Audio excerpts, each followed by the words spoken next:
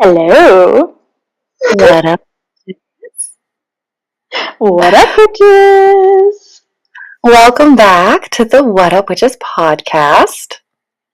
Where we embrace all the magic and mayhem of everyday life, And including today's mostly motherhood. most mayhem, motherhood, chaos, all of those, things. They fit together pretty well. They do. That they do. And in fact, for today's topic of motherhood, we are going to be talking about isolation in motherhood, which is combating the real loneliness epidemic. Men, you aren't lonely enough. Get in line, boys. Let's be real. Men are not lonely enough. Too many of you guys are with amazing, wonderful partners, and you don't even know it. And you treat them like shit. What is up with that, guys? Come on, right? Better. So. Anyway, but when it comes to motherhood and parenthood in general, especially when it comes to like single parents, so this is regardless of your gender identity, but when you are a parent, it is an isolating experience. And it is. And especially when you're a new parent, once the kids are old enough to like have opinions and make friends and go off and do their own thing, you gain a little bit more independence as well. You shuttle your kid off to school or to soccer or to martial arts, and you have a little bit of time to read your book while they're at practice. You have a little time to listen to your podcast or do your own thing. You gain a little bit back of your independence. But when you are a new parent in those freshly postpartum years, you are in the trenches. Did not know about that going into it. And I think a lot of us know it, but we don't know it. Because you can't until you experience it. Mm-hmm. You don't know how you're going to feel in that moment. You think you know how you're going to feel, but you don't know how you're going to feel. Everybody's a perfect parent until they have a kid. Exactly. So, what was the biggest shock to you when it came to isolation?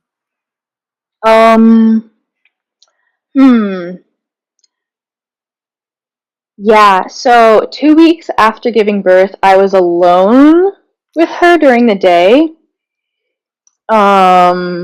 So that was pretty isolating. Yeah. And that lasted for 4 months until we moved back to the States, where we lived with my brother for 2 months, and we were living off of savings at the time, so we didn't have money to like just go out or anything. And like, what else are you gonna do in Orlando but go out? You're kind of. Hey, do you want to go out to eat? Hey, do you want to go get a drink? Hey, do you want to go to the bar? Hey, do you want to go to Universal Orlando Studios Disney to get a drink? Like, that's what people do. Yeah. Yep. So I was home most of the time. In a cramped apartment, living with your brother, with my brother and his partner, like. Oh. And our 2 cats, and their 3 guinea pigs. Did the cats try to eat the guinea pigs? Well, they were in a separate room, but the cats were trying constantly to get into the room. It was a constant, like, we have to, like, eyes on the ground at all time. Keep the door closed, damn it. That was exactly. Yep. It was a whole thing. Yeah, my brother's an angel for letting us live with him for 2 months with all that. But yeah, that was isolating. Extremely, especially moving countries. And then, yeah, exactly. And then after that, moving here up to Atlanta, and now I'm in a different state. I'm in a whole different environment, different culture, like different climate. Exactly. There's snow here. I'm sorry. What? Yeah, you're in the northern part too, so like it's barely Georgia. Yeah. Anyway, but It's like me. I'm in like the that's northern isolating. part of Ohio. I'm in like I'm closer to Canada than I am Mm-hmm. like Mm-hmm. the southern. Yeah. Yeah. That's isolating. That is extremely isolating. And what got you through it? um. Well, Because you're here. So you got through it. That's, that's a good spoiler point. alert, you got through it. Hmm. Hear me as I'm like, I'm still going through it, man. I don't. Trust me, we're still going through it. But, if you could look back and give yourself some advice when you first moved Ooh. back to Okay. the States, what Mm-hmm, advice would you mm-hmm. give yourself knowing what you know now in hindsight? My husband just took a Taking. hit. I was gonna say taking, but no, stealing time for yourself. Ooh. Because in those early days, especially us moms, we have such horrible mom guilt. It's like you don't want to take any time for yourself at all. Like 1,000% of your time has to go to the baby and still all of your other responsibilities too. So take time, no, steal time. Because everyone around you is going to expect you to do whatever the frick you decide to do because you just gave birth. They don't know how you're going to Yeah, and they don't want to tell you what to facilitate. do. So unless, like, you just adopted, in which case you're still fucking adjusting. Okay. The sleep schedule alone The and the sleep schedule adjustment period alone. to a child. Exactly. Exactly. So you want to take a bath, you steal that bath. You You want give that to baby to somebody and say, I am exactly. taking a bath. Here is your My child. toes need to go see grass, and my face needs to see the sun, and that's where I'm going to be the next 15 minutes. Bye. And you don't ask for permission. You don't say, Nope. can you watch the baby while You say, I'm going to go do this. Here's the kid. And you walk Yep. out that door. And husbands, I don't want to hear shit about babysitting. You're a There is no such thing as babysitting your own child. There's no such thing as babysitting your own child. Why do we have to raise our husbands too? I give mine a lot of credit. He did a lot of raising himself. I'm going to shit on men as a sex and gender in society. But when I talk about I hate men, I'm not talking about my man. That's a TikTok right now. That whole TikTok. It's like, I don't mean my man. I love my man. Not, I love that man. That's my man. not my man. No, But there's not our truth men. to that because he and I grew up together. I mean, we were in high school together, all three of Mm-hmm, us. mm-hmm. So we like at that point, you and I were not like close friends like we were prior to that. We got like in different friend groups, Separated, yeah. different classes, and all that. We were in the same classes all through middle school, different classes in high Mm-hmm, school, mm-hmm. so we never saw each other. And I got into my husband's friend group, and you got into a different friend group, and all that. Like, you saw us, I saw you, we waved in the hallways, all that thing. We still hung out every now and Hung then. out when we could, yeah. Yeah. It wasn't as much, but like after my dad died, for example, we went to Chili's. That was fun. You, me, and Casey. It was like we got the I little gang. remember that. And you were like asking the waiter, like, can I use my dad's card? And you were I like, got us a free cake that night. oh. Oh yeah. I'm You not like were in your pajamas and you had like the fuzzy thing. well, and I kind of wanted to make the waiters feel extremely awkward because as an I think you autistic succeeded. person, as an autistic person, I realize people make me feel awkward all the time when they ask you things like, "How are you doing today?" and they expect you to just say, "Fine, how are you?" And I'm like, I am a 16-year-old child who just lost her father and is extremely traumatized by that fact. And it is very stupid that we start every conversation with, "Hi, how are you today?"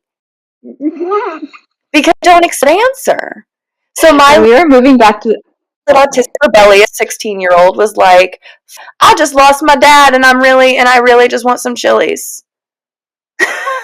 when we were moving back to the States, we had to teach my husband. A lot of people ask, "How are you?" They do not expect a real answer. They expect, "Fine, how are you?"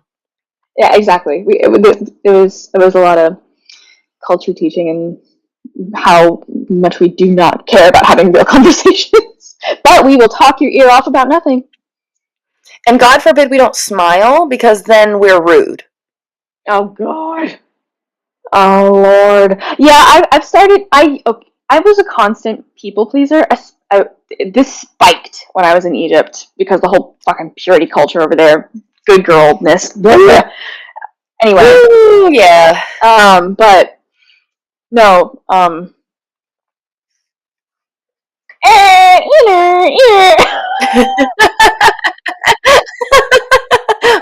Turn it off and turn it on. Turn it off. Turn it on. It'll start back up. Yes, the "hi, how are yous" and all of that, and training your husband that nope, we don't need to know your whole life story. We don't need to know how you're feeling today. We just say that as a greeting, and it's the stupidest thing in the world. Anyway. Did you collect yourself there? Did I give you a reprieve? I appreciate you. You're welcome. No, my brain just shut off. It was like, nah. You wanted to finish that sentence? Too bad. Too bad. I'm just gonna turn into mush now. That was an accurate recreation of events as they unfolded. Thank you. Thank you for that play-by-play. This is why we record this in the middle of the night after we're already toasted. Stoned. And this time we didn't really prep as much as we normally do, so this is all like unscripted. We just yapping. We just yapping. We're having fun. We're having a little slumber party. Join us. So I think the moment that I realized motherhood was so isolating was unfortunately while I was still pregnant. And it was the realization that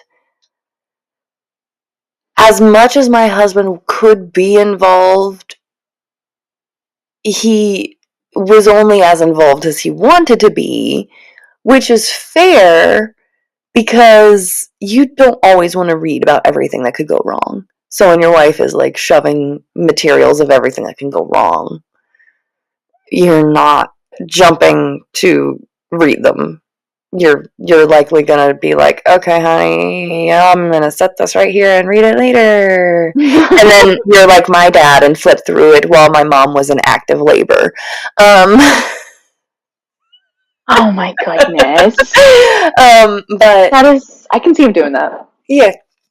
Oh yeah. So I would watch my, birthing prep videos and stuff in the game room, which is where me and my husband would hang out all the time together. So I'd be sitting there in my recliner pregnant and watching my birth videos, my birth preparation videos, and listening to all the things. And he's right next to me. Our game room setup was really cool. We had our recliners next to each other but facing opposite directions so that I had a TV on one wall, he had a TV on the other. Oh, nice. But we could reach over and hold hands if we wanted to. It was really, it was cute. Oh, yeah, cute. Yeah.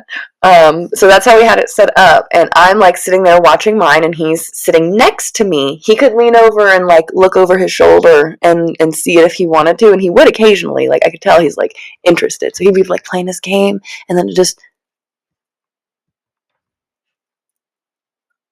and I'd pretend not to notice out of the corner of my eye him peeking over his shoulder at something. Either really gross, but almost pimple popping videos. You can't look away. This is why men think we're less intelligent than we are, because we pretend we don't notice shit that we fucking notice. He's about as observant as I do. I gotta give him credit. I really do. In general, I agree. But I noticed, like, I was definitely, if I had not done that, there was no way he would know anything about pregnancy. There was no way he would have been prepared or known anything about birth, cesareans, anything like that, if I was not actively shoving it in his face.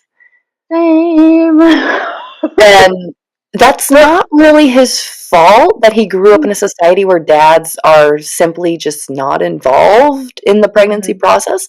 And I give credit where credit is due. Millennial dads as a generation are certainly breaking a lot of those cycles. They're more involved. They're coming to the gender, the anatomy scans, not just to find out the gender, but to actually make sure the baby is healthy. They are actually making sure their wife is taking their prenatal. They're coming to the prenatal appointments and asking questions. I know my husband was genuinely involved when we would go to the midwife, and he would ask, what could go wrong? When do we have to go to the hospital? Because for my first, I planned a birth center birth that was like around the corner from the hospital. The amount of time it would take for me to load up in an ambulance and get into the OR would be the same as if I were in a room in the hospital. It would be 15 minutes either way. So it was like, it did not matter. Plus, the birth center was a part of the hospital, and that was the hospital that I ended up giving birth at, so they already had all my medical records. Oh, my computer just went dark. Let me Rip. it last one so that I can see. There we go. we could. Oh, you're good. You're back. She's back. I forgot to move my mouse, so my screen went dark. That happened to me a couple seconds ago too. It happens just like I'm sure someone can make a password off this computer, right? So like, he would be like, you know what? What's an emergency? What's not an emergency? When are we gonna, transfer? What would that be like? And he was actually asking these questions. So he was absorbing information. I give credit where credit's due. Yeah, my husband was really involved too. I mean, he spoke Arabic in a country where that is the language, so he was more involved than I was, to some extent. Yeah, considering he was the one actively getting the direct information and then translating it for you. Yeah, most of the time, unless the doctor spoke English, which I mean, most of them do, but like not all of them were. If I could speak in a foreign language, that would be ideal for me. So I don't blame anybody else who would do exactly the same. It's kind of like how whenever I'm dealing with somebody whose primary language is Spanish and I'm comfortable enough doing so, I will speak to them in Spanish because I can tell that I could probably speak Spanish a little bit easier than they can speak English. And if I can't speak it, I can at least understand it well enough. Yeah, that's kind of how I had a relationship with my mother-in-law. She speaks only Arabic. I speak pretty much only English, but we know enough of both languages to just kind of pantomime and Yeah, so we got done. Like we cooked meals together. I learned how to cook from her pretty much. That's cool. That's cute. Oh, I do have I have a story. So my mom, her husband is Cuban, and so his mother only spoke Spanish. Like she spoke English, but as she got older, speaking Spanish was just easier for her. The only time I ever heard her speak English was actually with my husband, and I think she said something to him. It was something sweet. I don't remember exactly what it was, but basically she said he was a good guy or something like that. I don't remember. It was something cute and sweet, but it was like the only time I ever heard her speak in English. Otherwise, she like only spoke Spanish. And my mom speaks a little Spanish because obviously her husband is Cuban, so she wanted to learn a little Spanish, but she would get phrases and words mixed up and confused. For example, the words hambre for hunger and hombre for man. Okay, that's funny. So one time she asked her mother-in-law, ¿Tienes hombre? Do you have a man? Instead of ¿Tienes hambre? Are you hungry? And then, of course, because she asked her, do you have a man? she went off on this tangent like, ay, no, mi esposo está muerto por muchos años y no tengo un hombre. No tengo un hombre. And so my mom's like, okay, I guess you're not hungry. Jesus Christ.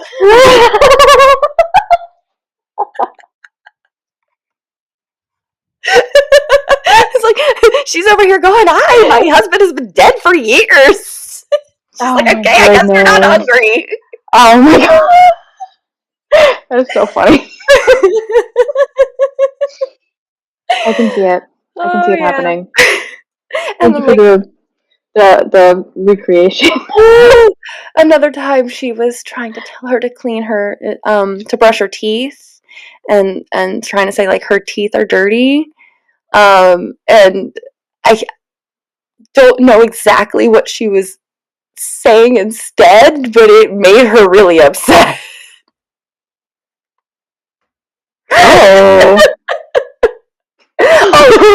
She thought she was saying the toothbrush was dirty. She was trying to say your teeth are dirty, let's brush your teeth.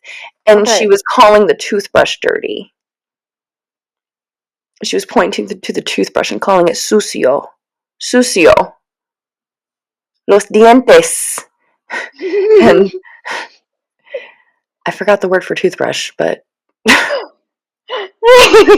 cepillo? Don't look at me. I'm sorry. I have in one ear, out the other. I have a minor's studies in Spanish. I literally took this from 6th, 7th grade through college every year. I was with you in the 2 middle school ones. Oh, God. Right? Yes. Yeah. So back to isolation.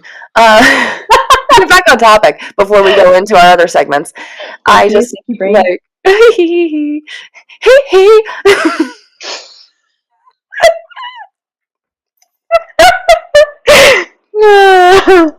Your hair looks so cute. Oh, thank you. I love the little things.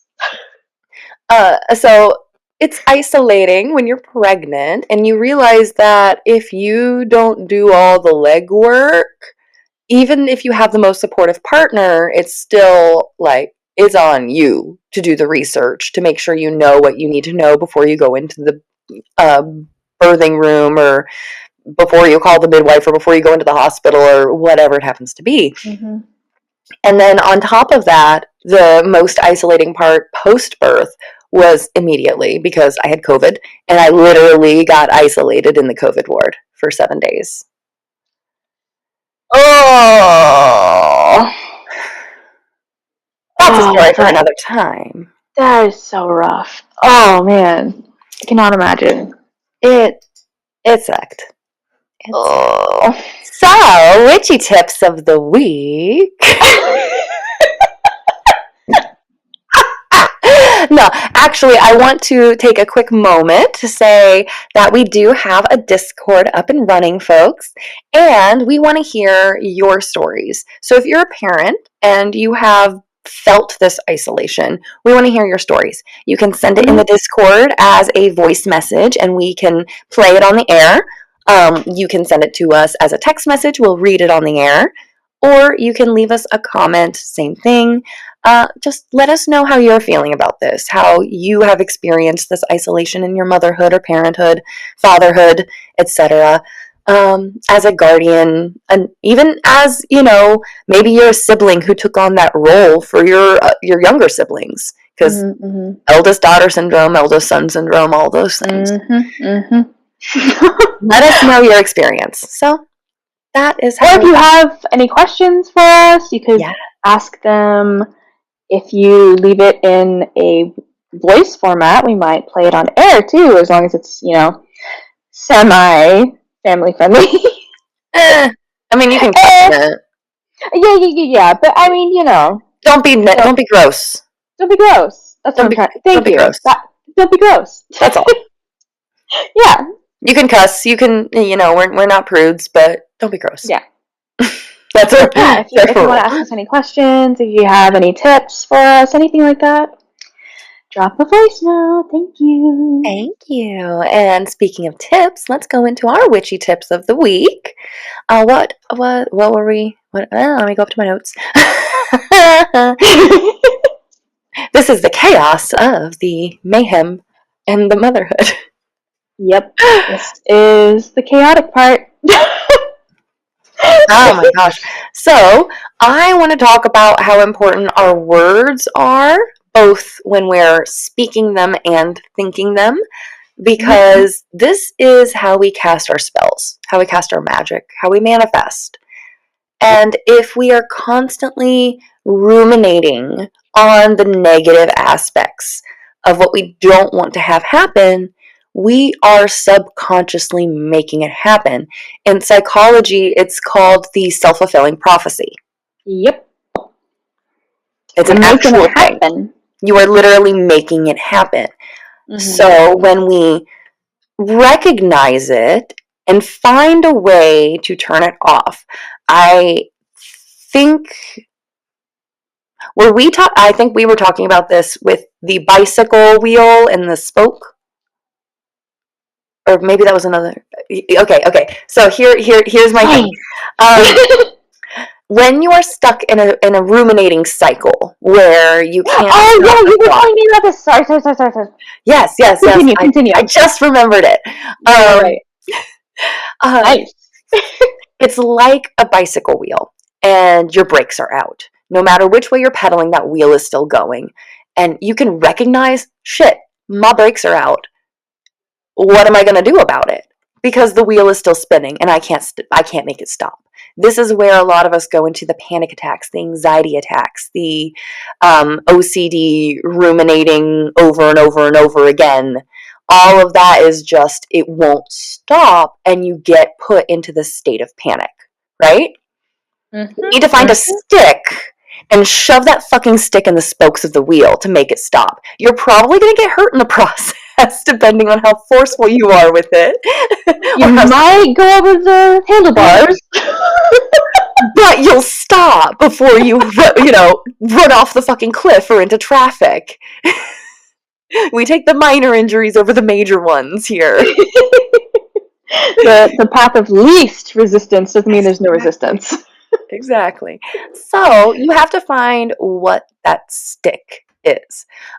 For a quick example, if I am sitting here like, oh God, I'm a bad mother, I don't spend enough time with my children don't love me, whatever the bad thought is regarding my children and my I guess validation as a mother is in question, and I can't stop that thought process, I tell Miss Rachel pops in my head, stop, take a deep breath, and make a smart choice.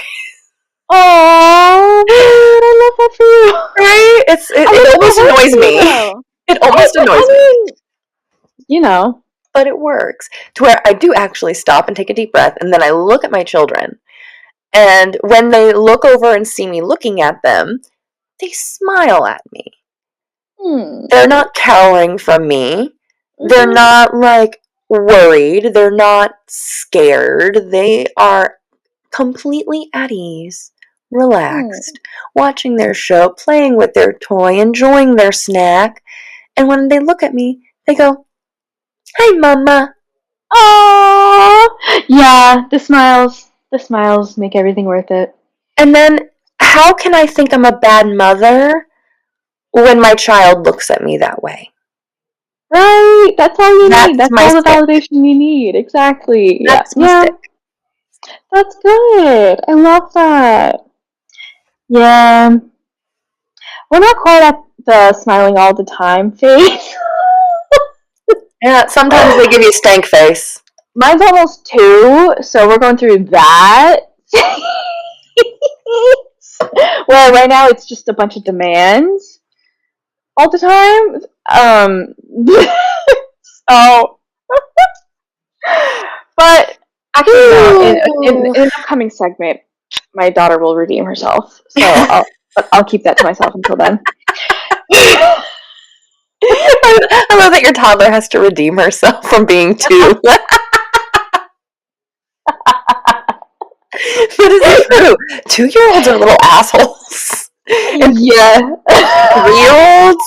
3-year-olds are 3-nagers. Oh, right. The 3-nager.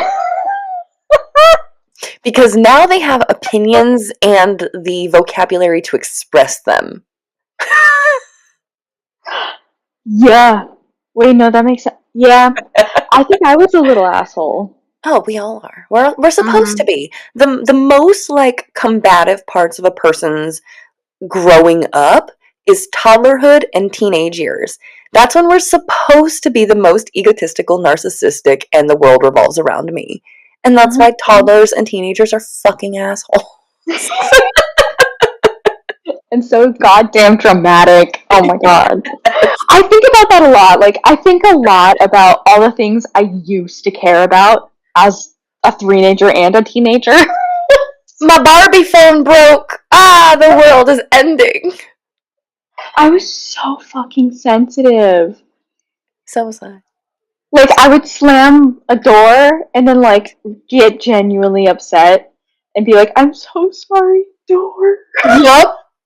I would think things had emotions. And Wait, we weren't wrong, though. We were right. you're right. We were not wrong. Everything has an energy to it, which did you know that when you cut grass and the smell of it is the grass screaming? I feel like you've told me I don't know if I have or not, but I love that fact. that. I feel like you have told me that before. I very likely have. I feel like that's a middle school fact that I learned and that I was so fascinated by that I just told everybody that fact. So You did yeah. a lot. So, in addition to thinking positively and not thinking negatively, turning on its head the ruminating and trying to stop it with the stick, you can also try to just flip the script. If I'm sitting here like, oh God, I'm a bad parent, I never get this right, I never do that right, and we're never on time with this, we bathe way too, like, not enough, all of the little things here and there, then you can flip it and be like, my children are so loved. My children always have food. My children always have clothes. My children always have shoes that fit their feet. It's the little things. My children have grandparents.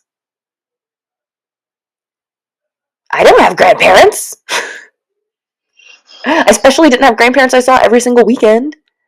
Oh, that's so nice. Right? I mean, I saw my grandparents a lot, don't get me wrong. But, like, my son gets to see his grandparents every week. And he gets to FaceTime his nanny, like, every day. Like, what? Oh. Yeah. So think about those positive things. And remember that manifestation is not always conscious. It is just as much subconscious. So be kind to yourself. Be kind with your words. And a general rule of thumb I just want to throw out there is to kind of not to ruminate on other people's business. Ooh, that's a good one. Because then you're putting your energy in their shit, and then you just end up stinking. Ooh. That's a good one. You don't want to. Sorry, I was just making sure I didn't have a text. Integrate that fully with their energy. Exactly. Ground in your own. Sorry, were you finished? What's your tip of the week? No. So, like, I saw that you wrote that down, and I was just like, oh my god, wait, no. I want to build on that. Like, be careful about, like, negative self-talk. Okay, I wrote this down. Do your best not to complain too much. Over time, your brain rewires. Over time, your brain rewires to be on the lookout for things to complain about instead of things that bring joy. So yes, your words matter. No. But like, this is backed by neuroscience, though. This is you're okay. But like, this goes back to the whole, manifestation thing. Like, your thoughts become your emotions, become your the actions in the real world. So if you're like talking, even like in a funny, like, self-deprecating, like, ha ha, I'm so whatever way. Like, be careful about Like, what, oh god damn how, it, I'm so dumb. I'm such an idiot. All yeah, those things. exactly. It's like, no, you're not. You're not an idiot. Yeah. No, Don't say that.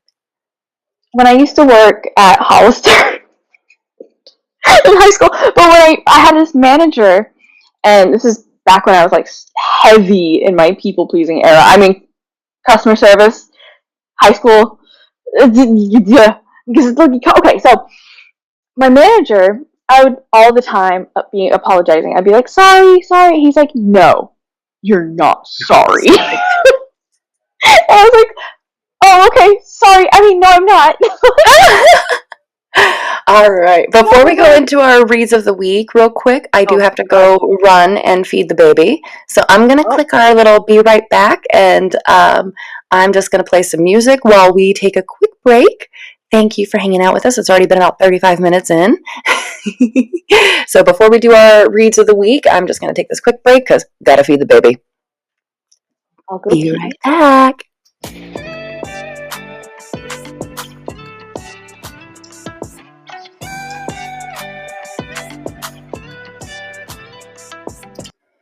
All right, we're back. Hello, welcome back. Oh, sorry for that. I had to feed the baby. That's the mayhem part of the podcast. A little bit. A little bit. Sorry. But welcome back, witches. All right, we are on to reads of the week. What are you reading this week, Ellie? Okay. So listen. Listen, Linda. I wrote books in the notes for a specific reason. I don't want to show you what I'm reading until you go over what you're reading for a specific reason. Oh, okay. You go first. So, last week, I kind of wanted to wrap up a little bit. So last week I was reading Hecate, right? Goddess of Witches. I finished it. It is so good. Highly recommend. Definitely get it. Eee, nice. Now, I told you how last week I'm into like memoirs, right? Mm-hmm. So I am reading The Witching Year, a memoir of earnest fumbling through modern witchcraft by Diana Helmuth. And it is really fucking funny. I wanted to read one little spot here because there were so many spots actually that were hilarious, but by page like 24 I was hooked, just saying. Like she's talking about all of the different so long story short, she wanted to give a witchcraft an actual go as far as a religion, because she is an ex-Catholic, I think she said, and wanted some kind of religion, and had a lot of witchy friends, and decided upon Wicca because it was the most ceremonial, the oldest, etc. And it starts off with her essentially kind of getting conned in the whole, I need all of these things, and I need all these books, and I need all of this and that and the other because I need to do it perfectly. And she's in her journey of learning how to just be a witch without all that stuff. But she wants to focus on the ceremony. That's important to her. And it's so fun watching her go through here. So while she's like talking about the wheel of the year and the focus on cycles of the natural world and all the different holidays, which are basically just the equinoxes and all of that, right? The solstices, etc. And she's like, it's July, whatever, day 1, July and August. It's day 1 of her official start in witchcraft. And she's like, I learned that there are 2 types of holidays, and I can't pronounce. She says it later. Lunasa, I think it is what it's called. And she goes, fucking tomorrow. I don't have anything ready. I'm barely even a witch. I haven't cast one spell. I haven't read a single tarot spread or communed with one pre-Christian deity. And one of the high holidays is tomorrow? I don't even know how to pronounce it. It looks as if mashed potatoes were a word. I have to work quickly.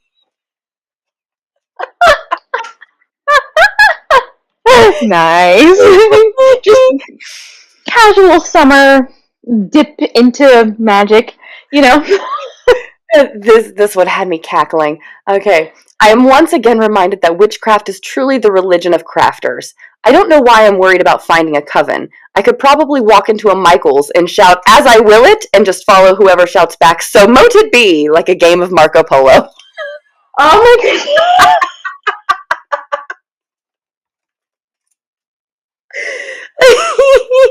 That is so funny. Like, there's so much of that. That is just hilarious. And then, wow. Witchy Marco Polo, I love it. it's so fucking funny. And then oh, here it goes. I later read it's pronounced Lunasa, but I think many witches prefer to say Lamas because because of its forgiving lack of Celtic consonants. uh, And it's just, all of these little things are just so fucking funny.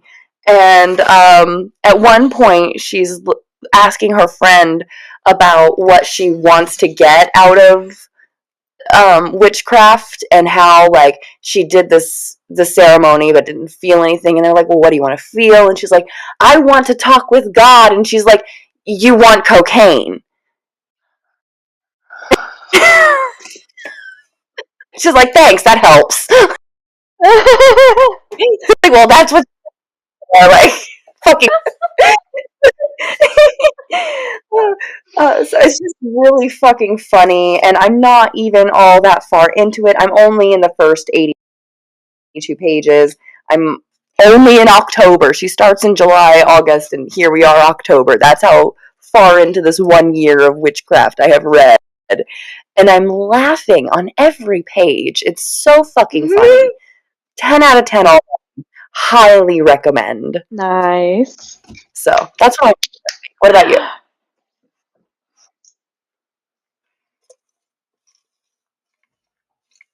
Do you see this? The Year of the Witching. Alexis Henderson? How is it? Is it good? I'm sorry. What was yours called? The Witching Year, the Year of the... Oh my fucking... How did we do that? How? So... Witching on your book. What does the word witching look like on your book? Let me see. But still. No, this one doesn't. But it's a very beautiful cover. That is so funny. How did we do that?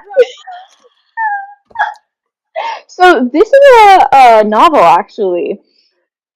And it's really good. I forget how far I'm into it because when I picked it off the shelf, the bookmark fell out. Of course. So I'm gonna have to figure that out later. But I was about like maybe here-ish into it. Anyway, it's really good.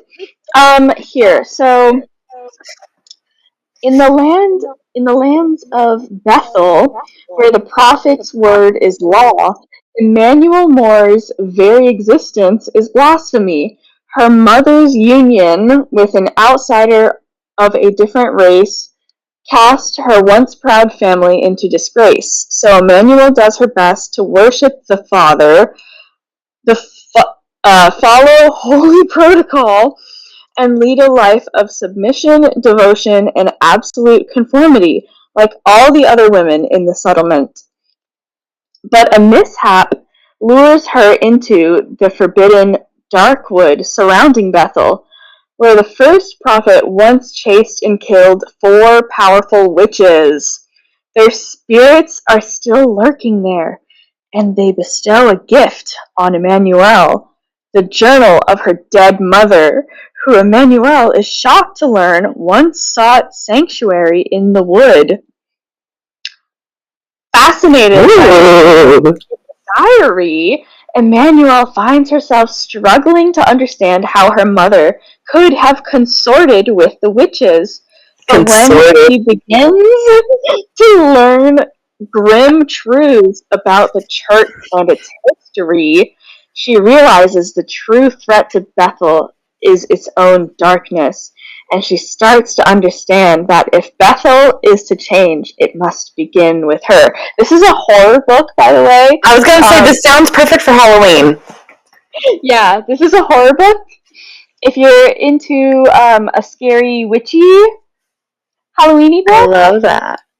I actually am going to be reading a fiction book as well as on my list, and I was iffy on it, but all I did was open the first page, and within the first paragraph, I was hooked. So I'm like, okay, this is going to be a good book. So I'll tell you what that is later. nice. Yeah, but How do we live parallel lives?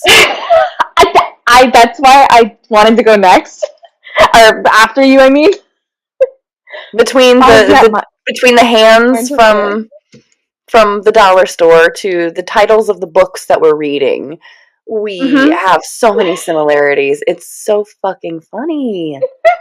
Oh my gosh. Oh. Parenting wins and fails of the week. Okay. I'll go first. Okay, yeah, you go first. I taught my daughter to say please and thank you. Hell yeah! She's only 20 months old, and she says, I mean, she has to be prompted most of the time, but no, when saying that, most of the time, she'll say thank you unprompted, but the please, we still have to work on, but before handing her something, usually food related, I'll be like, say please, she'll go, please. I love the little toddler pleases because they're always so cute. Danny used to go, please. Oh, yeah, we haven't discovered the letter S yet, so it's just please. It's so cute. So my son has definitely the speech impediment where L's and W sounds. Mm-hmm. So like, my mom's name Lisa is Wisa. Wisa, which is how my brother used to say it. And when he was about 4, my mom got him speech therapy for it. And so my son is now almost 4 and is still doing it. So I got freaked out and looked it up. Apparently it's so normal and most kids figure it out by the time they're 6.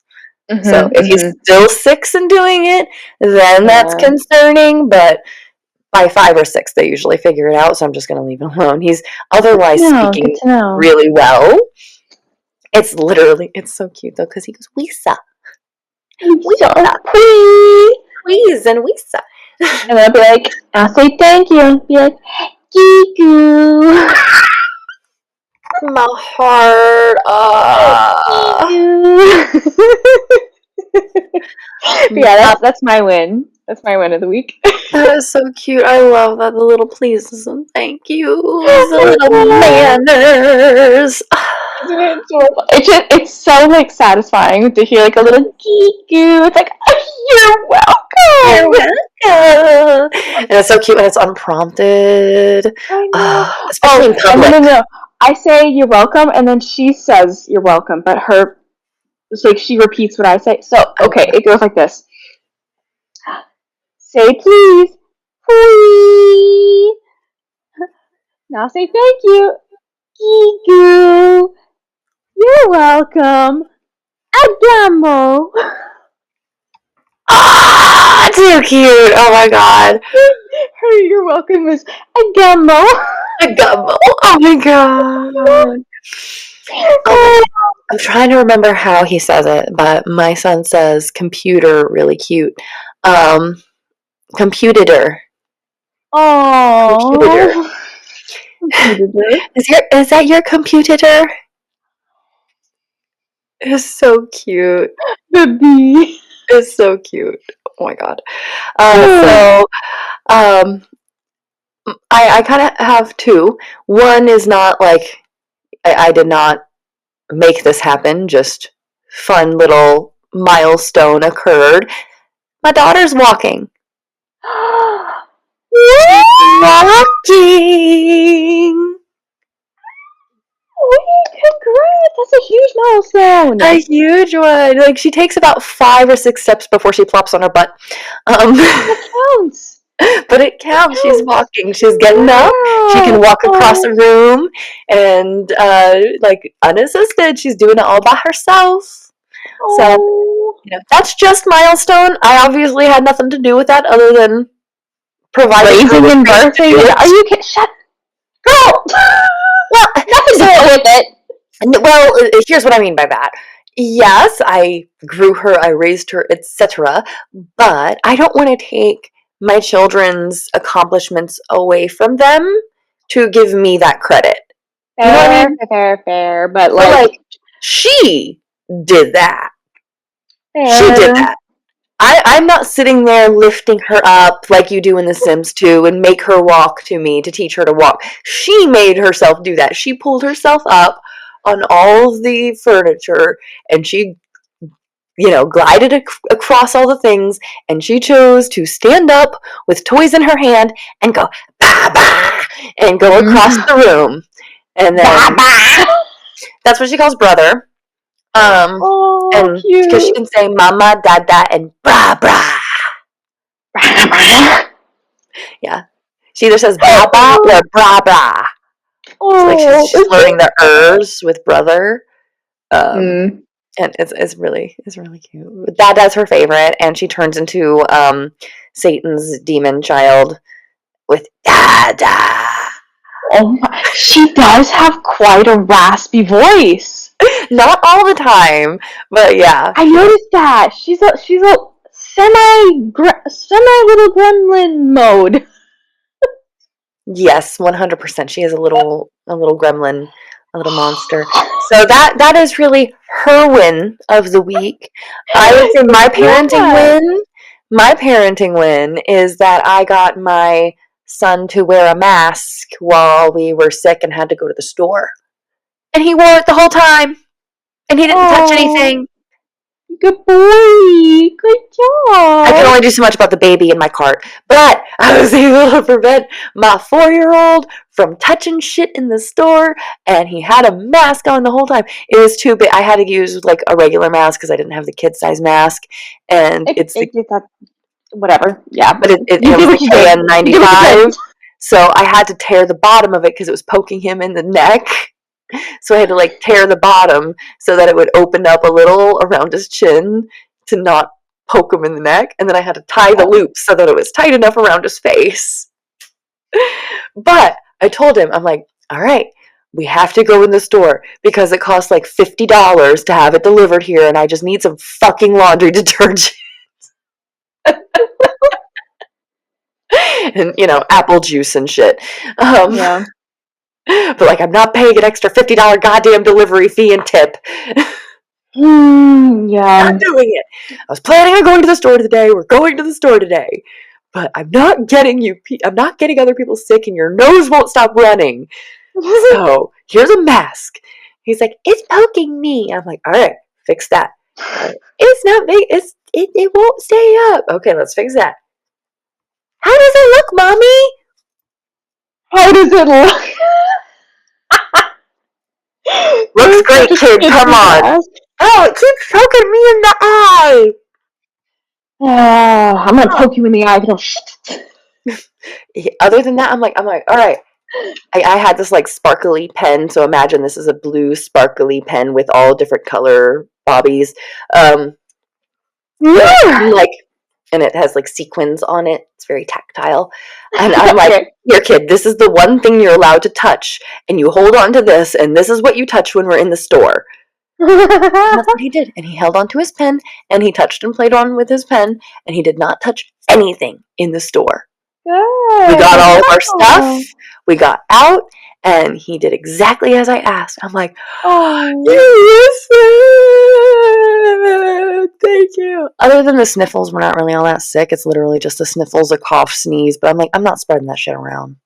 Yeah, fair. No, you did right there. You did great, Mama. Thank you. Guys. Okay. Next we go into our love and marriage segment. You had something super fucking cute out of a romance novel.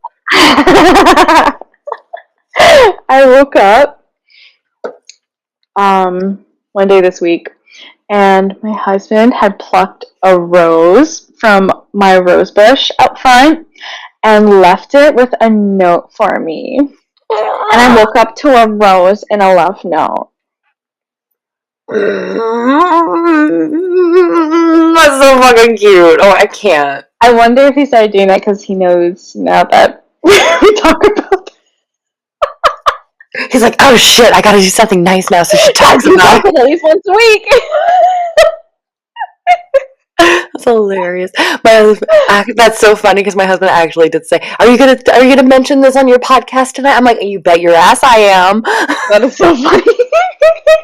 Okay, your turn. I want to know. What happened. Okay. So this happened just by happenstance. My husband works at an auto parts store. I won't say which one. There's a million of them. Just a picture an auto parts store, and yes, it's that one.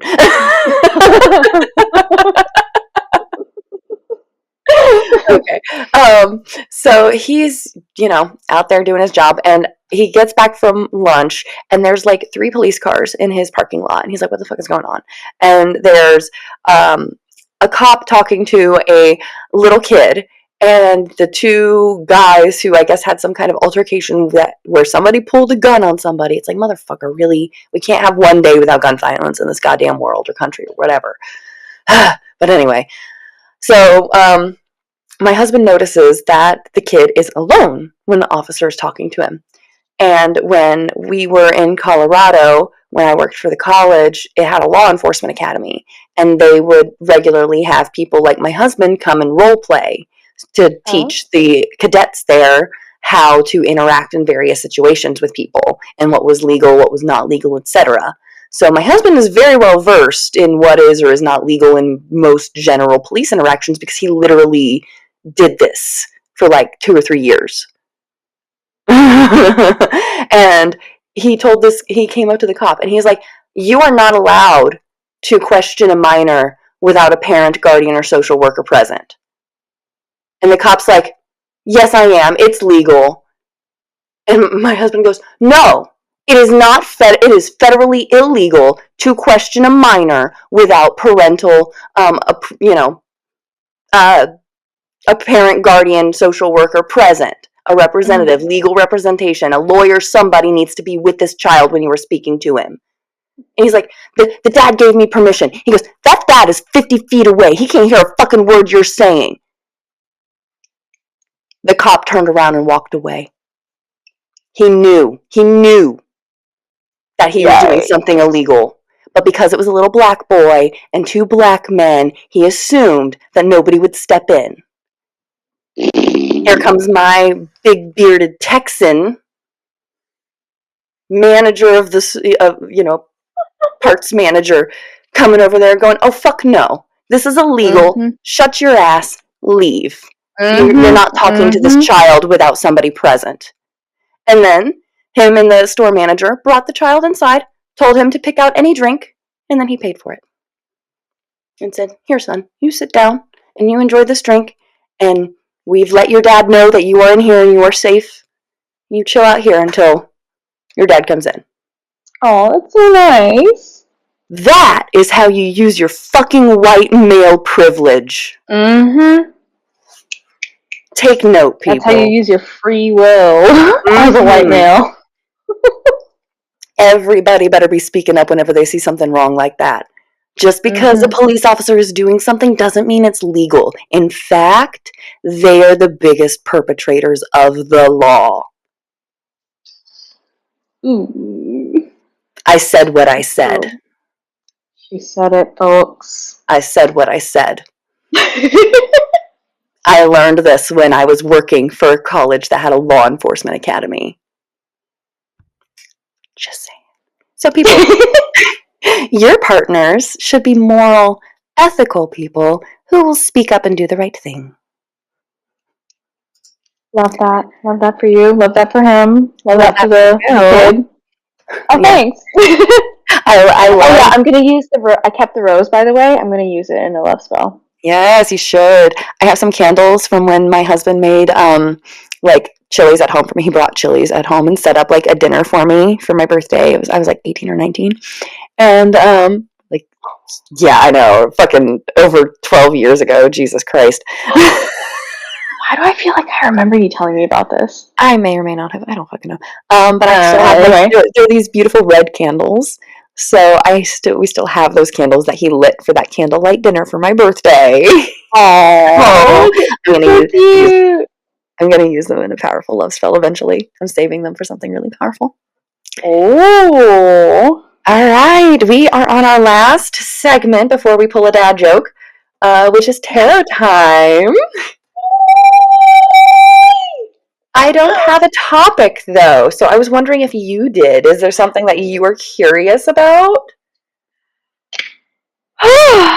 um. Do we want to do something political? I'm sure I could pull something out of my ass. I was gonna say, do you know anything political that's going on?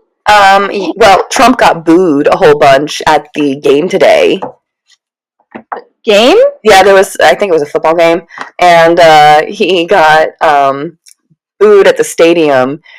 In fact, they stopped half the people from coming into the stadium ahead of time to avoid how many people would be booing him when he entered the stadium. And then they threatened all the news stations to not air the booing. And then wherever they are airing the video footage, they're replacing the booing with cheering. It's so fucking North Korean propaganda. Wow. So there's that. JD Vance cussed somebody out yesterday, and when he was told that they were doing war crimes, he goes, "I don't give a shit what you call it."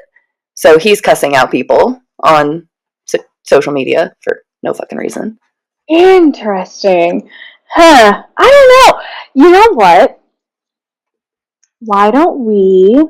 This is just off the top of my head. This is just a suggestion. You can totally... Yeah.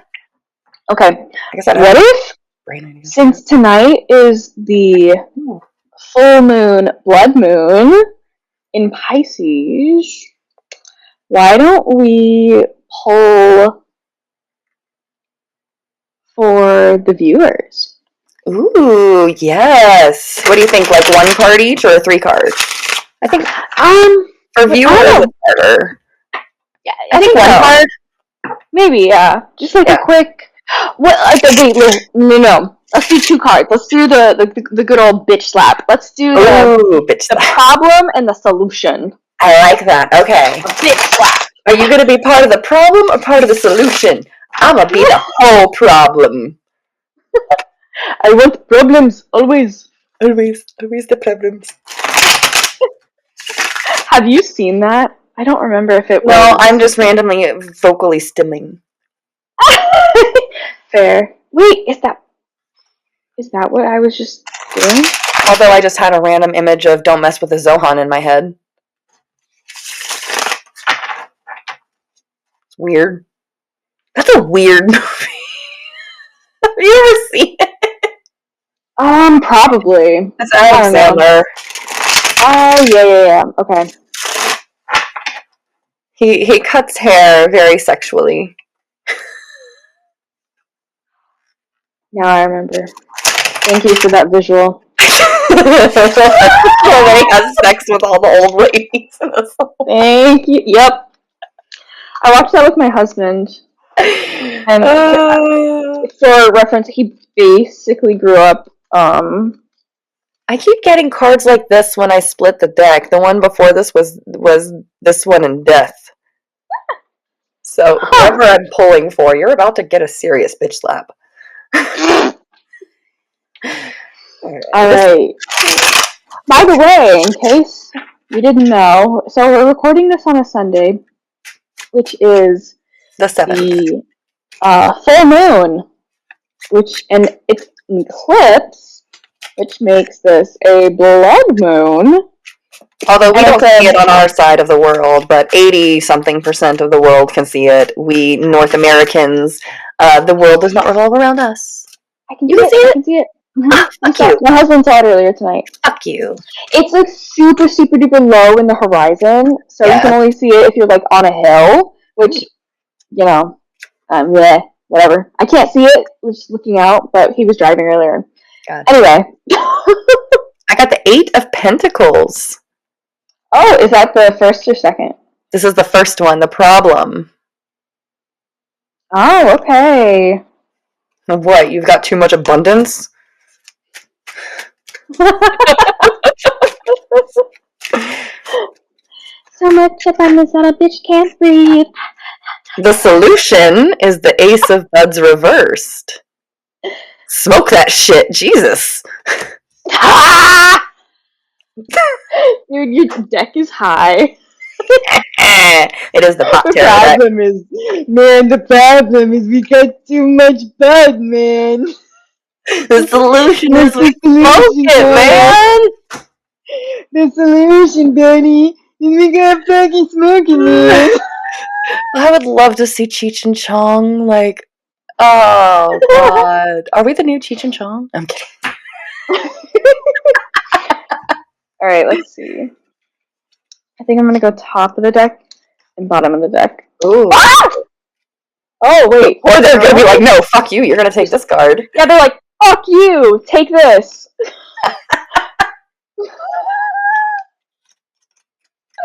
I'm like, here's what I want to happen. The world's like, nope. No, fuck you. Ooh. What'd you get? Oh, this is interesting. Okay. So I, for the problem, got the Empress. I love that card. Oh my God. Right? That is a beautiful card. Oh my goodness. Can you, like, describe it for those who are listening? Sure. It is a gorgeous lady in a white and flowy top and dress thing. She's sitting on a throne. There's a female symbol, Venus symbol, on like a pillow. It looks super duper comfy. There's crystals behind her. Afro. Oh my gosh, yeah, the crown, the jewelry. She's gorgeous. She kind of reminds me of Lana from Archer. Ooh. Like, just like the overall shape of her face and the way she's like posing herself, she just reminds me of how Lana stands confidently. Her pose, she's so like relaxed and confident. Yes, exactly. How is this a problem? Right? Oh my God, okay, women. And then the solution is the Hierophant. Hierophant. And I love that your version is feminine. So you have a woman Hierophant, and she is wearing like a gorgeous tattered dress, barefoot. She's like a priestess instead of like another type of holy figure. What's on those pillars? Is that like okay, those are just like cloudy figures. And I suppose. Are those tattoos on her arms, or are those like jewelry? Okay, those look like henna tattoos or something. It's hard to tell. I think it's tattoos. Yeah, wait, I can just look in real life. Those are tattoos. Those are totally tattoos. What's the name of that deck? Oh, this is the Modern Witch. Oh, okay. Oh, that's gorgeous. I love it. Yes. Modern Witch. So you have the Empress and the Hierophant, which is so funny because that's 3 and 5. Ooh, true. Which is 8. Which I start with 8. So do you want to read yours first? Oh, if you would like me to, I can totally do that. Okay. Alright, I'll do it. The Empress. So, love is everything. The Empress is feeling herself. Whoa. This benevolent goddess is alive and truly connected to the world and others through passion and pure emotions. The Empress is empowered by her love and sexuality, and her energy flows through everything around her. She gives life the lush vegetation. She gives life to the lush vegetation and receives life from the powerful river. She welcomes pleasure and feelings and fills each moment with ecstasy. Think less, feel more. Embrace self love and use that self love to build stronger and more profound connections with family, friends, or lovers. Be fulfilled by your social circles of those who love you. Drink from the cup of love. Allow it to nourish and warm you. Through love, you can find deep meaning and fulfillment. Love, love, love. It's all here for you if you let it in.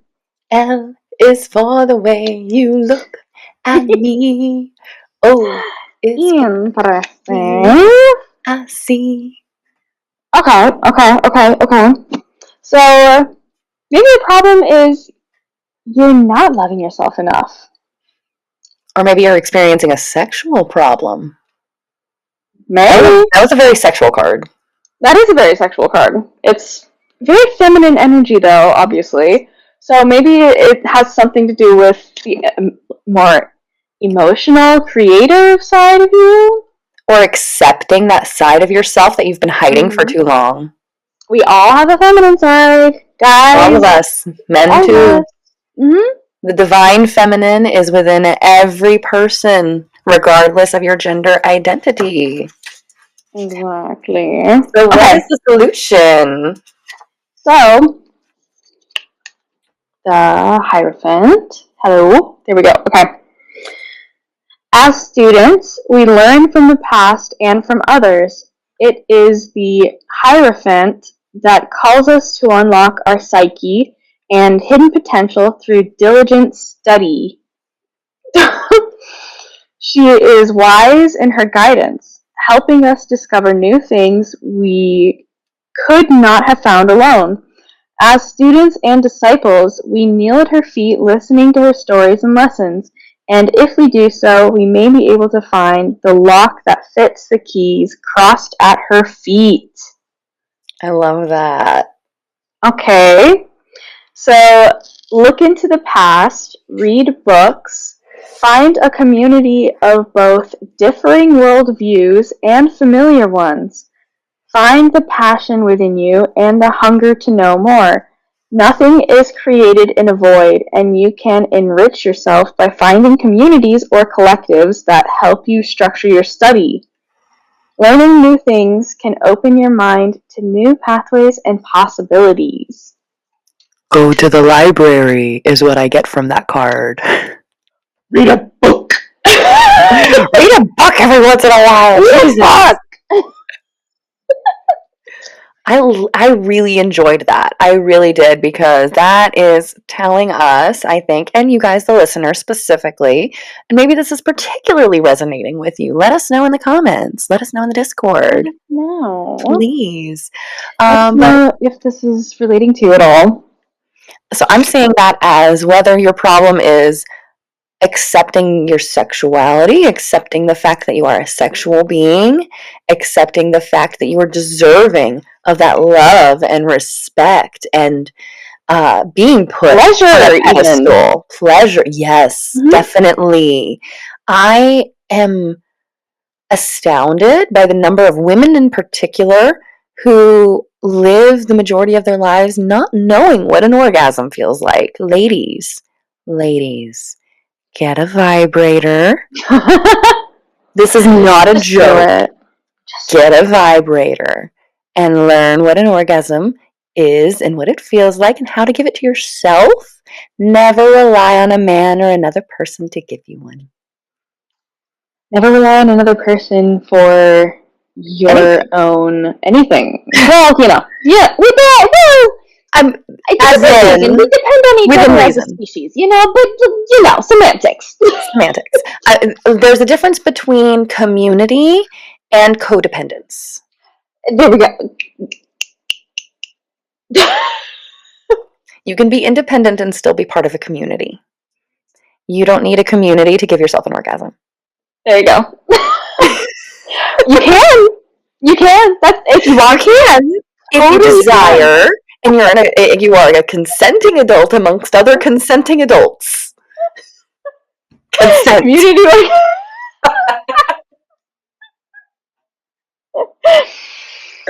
Oh my goodness, that was a good. I like that one. Did we read yours? Not yet. Okay. But I also like that the Hierophant was a marker to tell you to learn, to keep yourself open to learning, and not to close yourself off from information or education. That's what I got from that. About sexuality, your sexuality, about maybe just confidence, maybe, Embracing your femininity. self-love. Yeah. Love it. Your emotions, letting your emotions come out. Yes. Learning about emotional regulation, maybe. I know I'm still learning about that shit. I think next week we should talk about hyper empathy.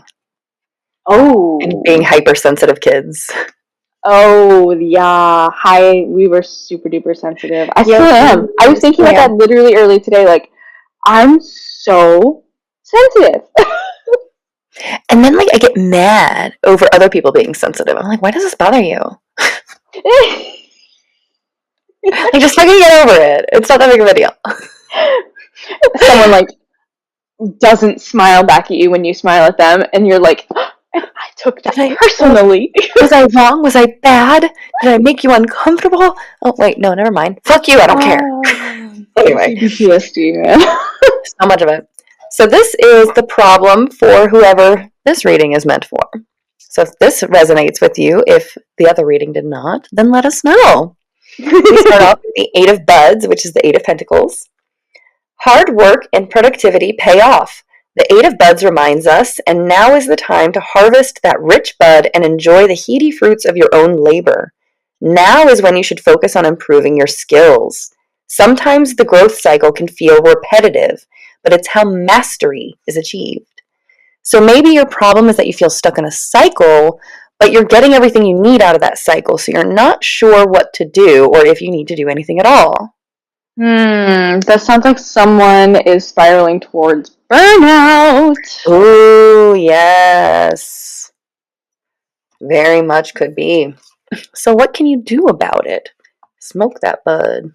The fact that we go from the Eight of Buds to the Ace of Buds, I want to point out what the buds stand for. The suit of buds, which is represented in the traditional tarot decks as pentacles, reflects the grounded element of earth, often concerning itself with matters of finance, property, and work. It is in this rich, fertile earth that the marijuana plant has grown for centuries and to which our ash returns, bringing all full circle. And the Ace of Buds reversed is the solution to your problem. Beware being overly materialistic, and dare we say greedy. Remember, sharing and courtesy are at the heart of pot culture. Reversed, the Ace of Buds warns of bad financial decisions or risks, so take heed. Ooh. So maybe if you are sitting there thinking that, sorry, I don't have this mirrored, so it's like opposite of what I'm used to. So if you're sitting there thinking, oh gosh, I'm stuck in this repetitive cycle, I have too much, or I have what I need, but I'm just bored, be careful of burning through it too quickly. Or making poor decisions surrounding it. Or else you might not have enough in the long run. Careful if you're before you hatch. Yeah, careful if you're mentally spiraling downwards. Don't start making dumb financial decisions just to make yourself feel better. Don't burn through all your resources too quick.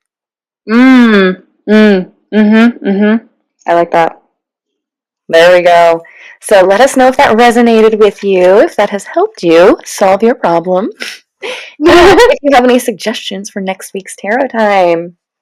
Yes, let us know if you have any specific questions. Maybe we will do one specifically just for you.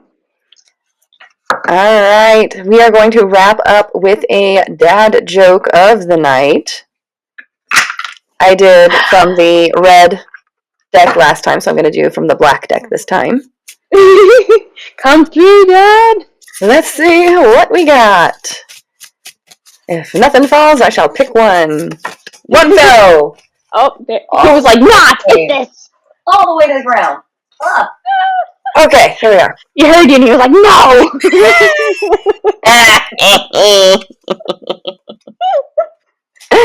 Witch's cackle. Okay. I used to have a job at a shoe recycling shop. It was soul destroying.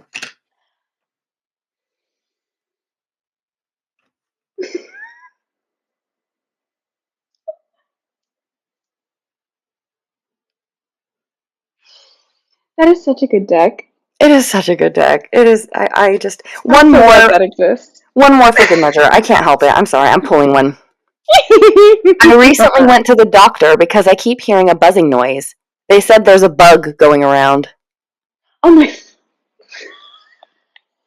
By the way, COVID is going around. Get your COVID shot and yell and demand it if you have to because of fucking RFK Jr.'s CDC guidelines now not recommending it unless you're fucking severely ass ill.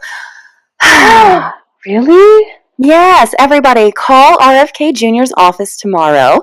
The number is 202-690-7000. So 202-690-7000. Call RFK Jr.'s office tomorrow. Tell him he better fucking resign because he's a lawyer, not a medical professional, and he thinks Tylenol causes autism. You know, the one painkiller that's approved for pregnant women to take in pregnancy. He thinks that's what's causing autism. He thinks. Why are women always the issue, dude? Yeah, not the fact that there's actually a legitimate study out there that points to a correlation between geriatric fathers and ancient ass dusty sperm and autism. There's an actual link of that. But we're not regulating old man sperm and maybe, not letting old ass men with dusty ass sperm get access to Viagra. If a miscarriage or if pregnancy is God's will, then surely impotence is God's will too, right? Oh, she said what she said, folks. I'm sorry. If your Viagra is covered by your insurance, then my abortion should be too.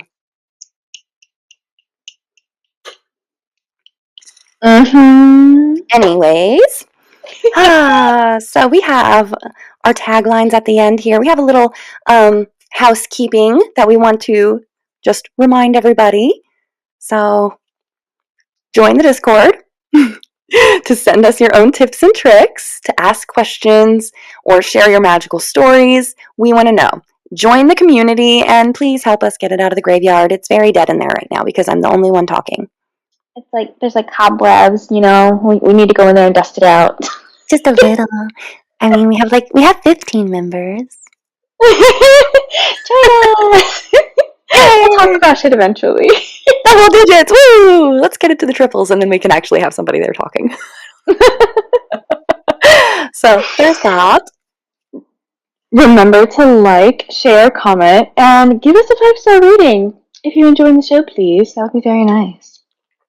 On episode 7, which is next week, we will be officially doing our guest witches of the week. So you can use the Discord, or you can use our Substack chat, or anywhere else you can get a hold of us, and send us your message if you want us to air it. So let's see, which one was which? Which one are we doing? I forgot already. I think you go first. Okay, I forgot. Okay, so we're gonna do this right eventually, people. We promise. Next week will be better. This week's already better than last, and the week before that was great. So stay magical. We're learning. Sorry. No, you're good. We are improving, and we are learning. Absolutely right. Stay magical. Keep being a menace. Lost or hexed. Thanks for listening. Later, witches. Later, witches.